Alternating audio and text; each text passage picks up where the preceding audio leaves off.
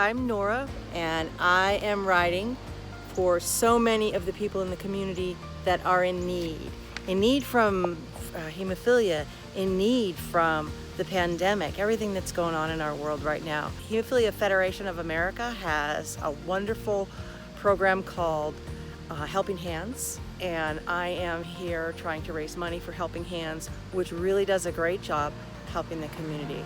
Allison with HFA Helping Hands here. With your support and fundraising, we are paying rent for people.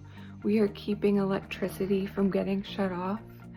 We are doing things like buying comfy caps for kids to prevent head injuries, and helping buy cryo cuffs for folks who've had joint bleeds.